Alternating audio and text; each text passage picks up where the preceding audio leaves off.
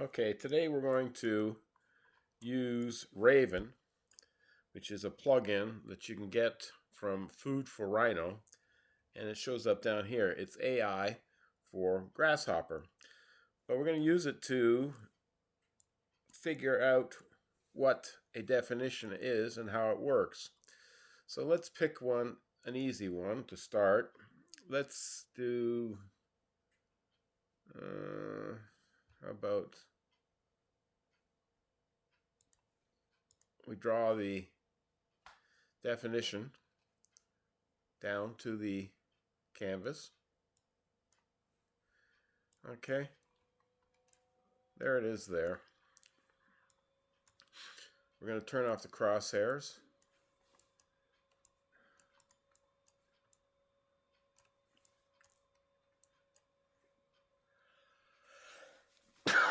Excuse me. And we're going to open Raven up. We put Raven in the ask mode, and we put it in the smart mode.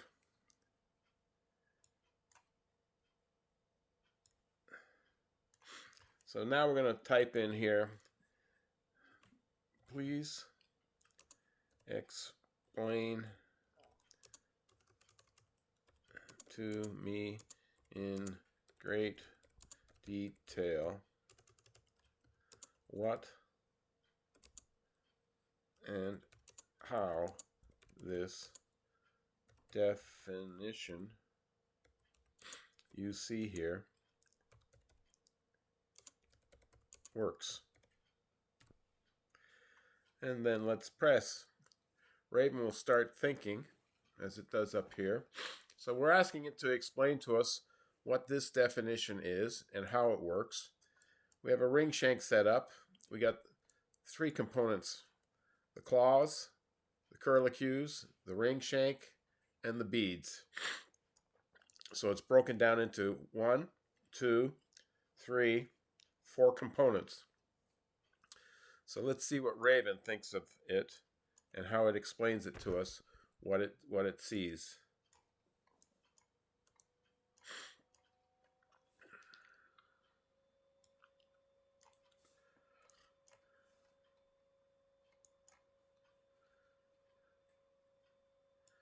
Takes a bit of time for it to figure out because it's reading the grasshopper definition. As it works, it's explaining here what it's doing. It's thinking, checking the nodes, investigating the downstream connections, calling the script navigation, expanding it, examining the downflow path. So it's examining the path from left to right. Okay, and here we go. Let's make this a little bit smaller. Actually, let's make this a little bit bigger. And let's see what Raven thinks it is.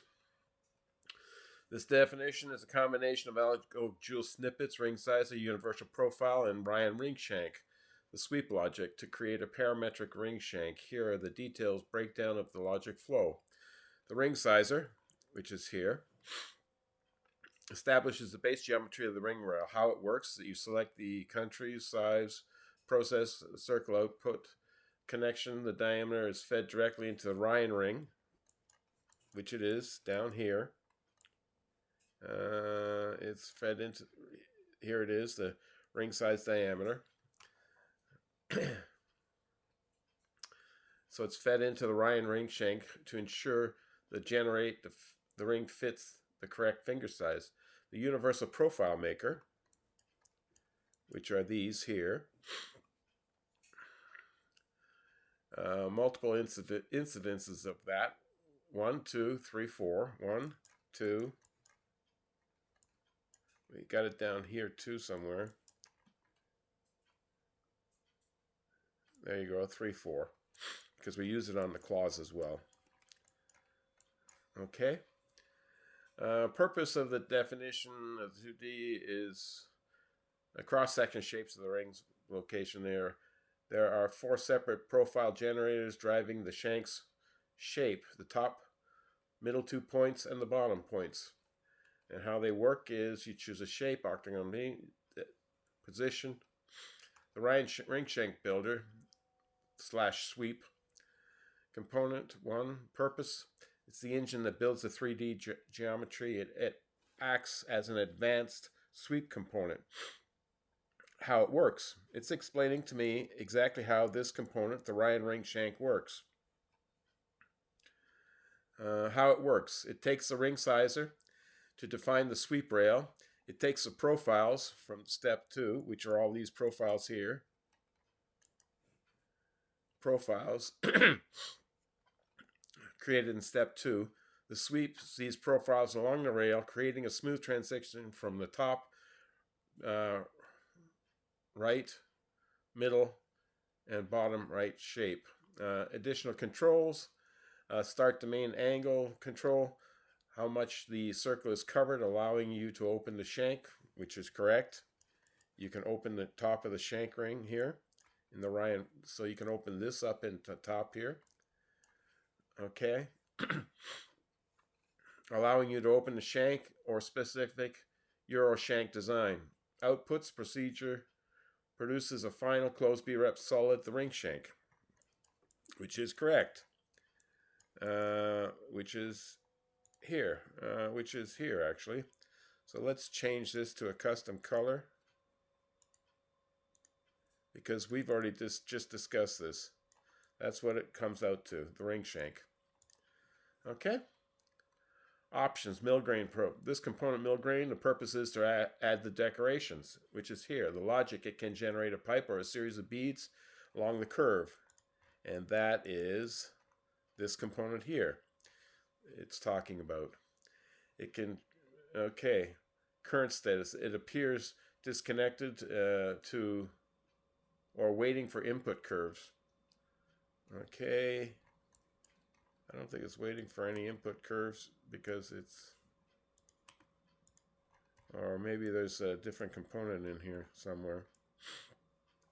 Okay. Oh. Mill grain, solid difference. Okay. It didn't, so it's explained the ring here.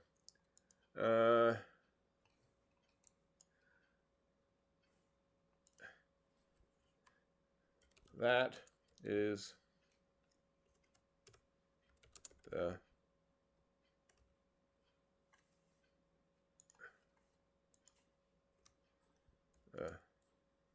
shank.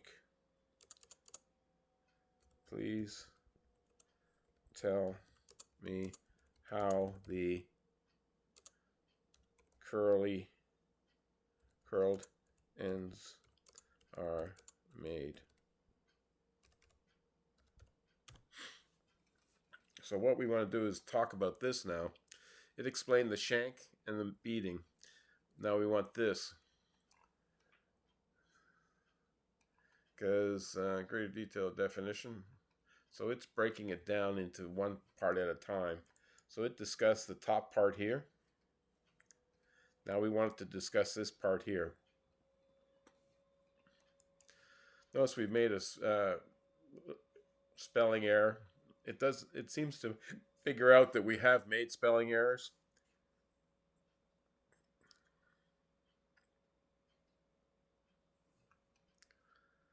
So we're talking about these things now and how they're made.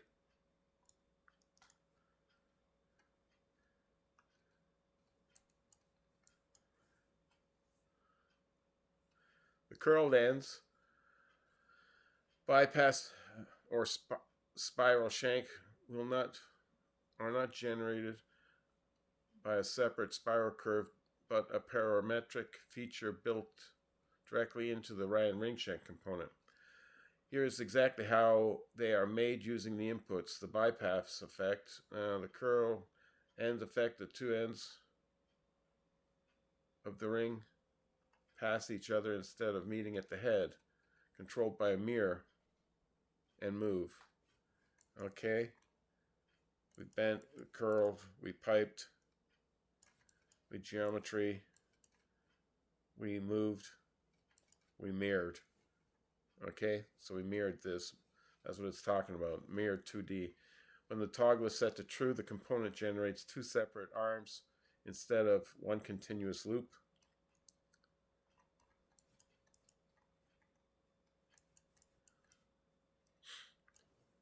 Okay, the mirror, the slider moves the mirror arm sideways, Y direction. Okay, that is this component here. That's scaling it, and this is the rotate root move 360. Open the top of the ring slider.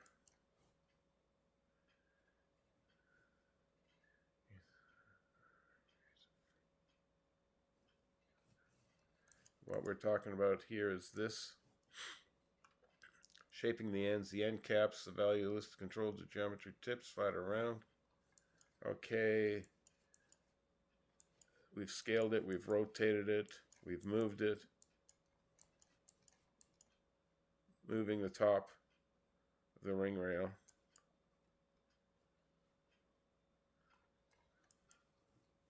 Summary, the curls are simply a result of opening the ring, not a full 360 loop, and offsetting the two halves so they bypass each other, driven by the Ryan ring shank component.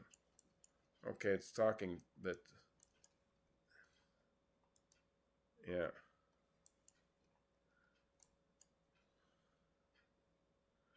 The planar curve, okay. Tell me about the gemstone setting. So now we've talked about the shank, we've talked about the beading. It explains it in pretty good detail, and it explains the curls pretty well. So the last component is underside stones.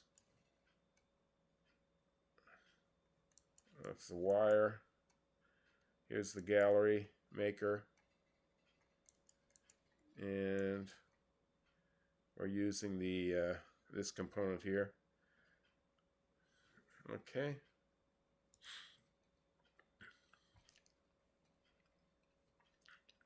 So tell me about the gemstone setting.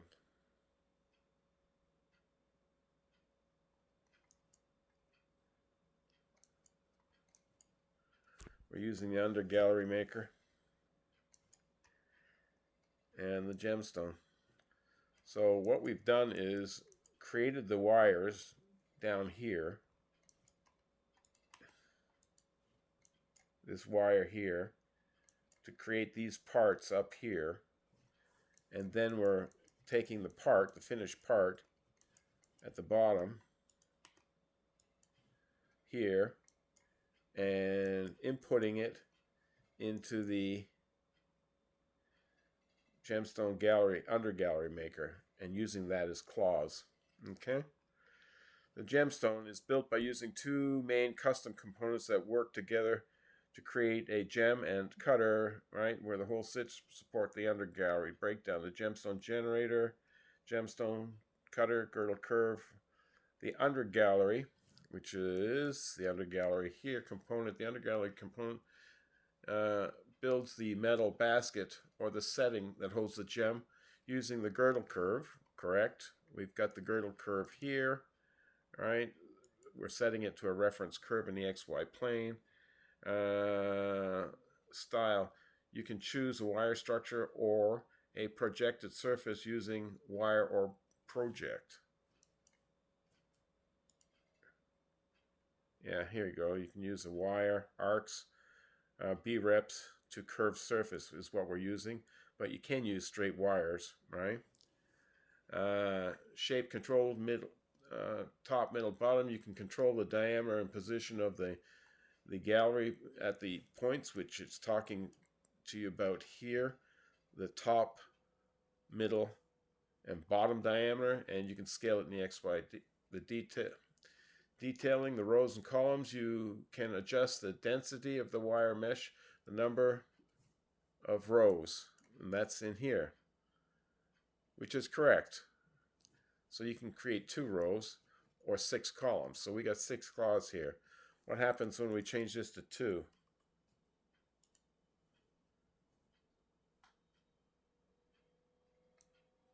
See what happens? You get two claws on top of each other, but it makes a fancy claw. Okay?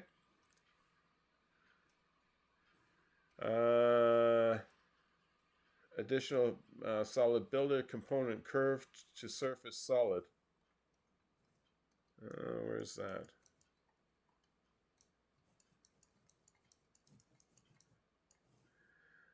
There's also a component to turn curves into a solid or bezels. Here we are. We're using this curve.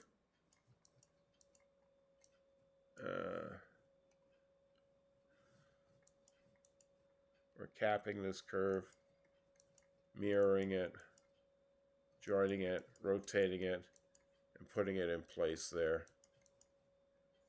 Okay, this was...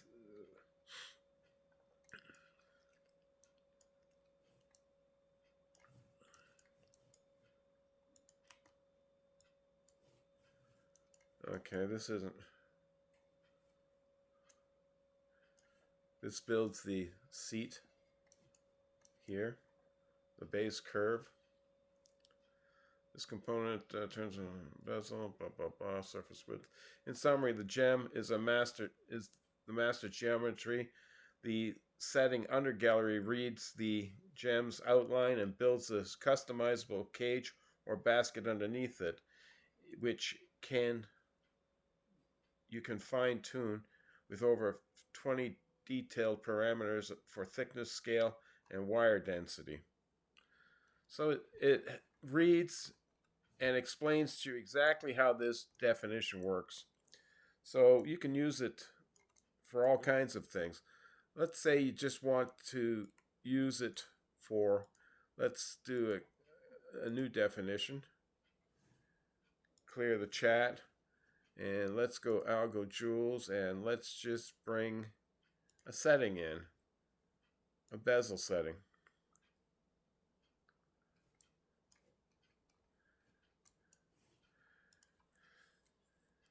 Explain to me what and how to use this bezel setting. So now you can draw any of the AlgoJewels components down to the surface. And here's a bezel setting. We're using a gem. We're using the bezel. We're bringing it using the orient to the ring top. And then we're sorting it out. So basically we're moving it from the bottom. Okay, based on the scripts here, explain the universal bezel sweep cluster. That's this node. Okay. The universal bezel sweep 1.1 component creates a custom bezel, the metal rim that holds the gemstone, by sweeping the profile along a rail curve, usually the girdle of the gemstone. Correct. How to use it. Currently, this component is not working because it is missing a key input. You see an orange curve component node. Oh, here it is. That's this. They're talking about it is working, but it's not working with a custom profile. You can change it to a custom profile. So that's what it's talking about, that this input's not working because we haven't put a custom profile in there. But it is working. So it can see a lot of things empty. Currently, the component is not working because of blah, blah, blah, curve. Referencing the custom profile in the YZ. Okay, that would be this direction here. So if you have a custom profile in the YZ direction, you would input it in here and then move this down to custom, and that profile would be swept. Okay. To fix this, you can generate the bezel following steps. Draw a profile in Rhino, correct. Switch to the front view, correct. Draw a closed curve representing the cross section of your bezel, correct. And then place the curve at a right-hand side of the geometry, which is correct again, and link the curve into here. Find the orange curve component, that's this one. Connect it to the second input of the bezel cluster, which is already done, and then right click on it, which is correct, and then it says set one curve, which is correct again. Click on the curve you drawn, which you would do, and then you would adjust it and correct. Yep. What is the orient to ring top doing to the bezel? Technically, it's moving the bezel to the top of the ring curve there. So if you're making a ring, you would plug that ring circle into your ring size. Let's see what Raven thinks it's doing. The beauty of this is you can have a conversation and ask Raven anything about the AJ tool set, and it'll explain to you exactly what's going on, right? So it's your interactive co-pilot working buddy to put together AJ tools. You don't need to read the manual. Just talk to Raven, and it'll in the ask and in the smart mode, and it'll explain to you what it's doing. The orient to ring top component acts like a placement tool for your setting. Correct. Here's exactly what it's doing to your bezel. Grouping. First, it takes your bezel and the gemstone from the node into a single group node, which is this, right? And ensures that they stay perfectly aligned to each other. It moves the entire group from 0-0 orientation, where you build everything, where your model, it flattens in symmetry to the top position on the rail, which it does. It's moving it from here to here. It automatically rotates the group so it sits correctly on the curve, the ring base on the ring size parameter slider, which is here, right? Why use it? It allows you to model your setting comfortably at the center of the grid, XY plane, without worrying about the ring's curvature. This component handles the complex math of placing the setting onto the actual ring band for you. Gives you an explanation exactly what's going on, right? So what is the sort doing?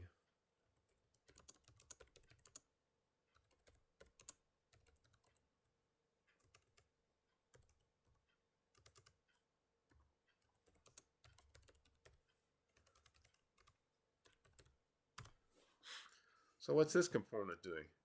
We're asking for the sort display doing.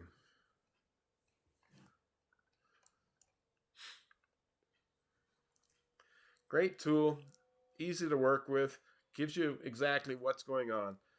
Sort geometry works as a filter to separate your geometry types after they have been moved into position.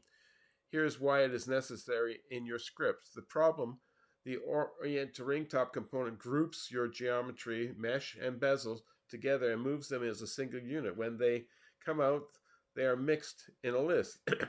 The solution: sort the geometry by type, looking at the mixed list and separating them out into separate buckets. Meshes go to the output gems. B-reps go to another one for your metal and bezel. The benefit: this allows you to apply different materials and colors to them later. For example, you can send the mesh output to the gem material display and the B-rep output to the color metal, rather than having them look the same.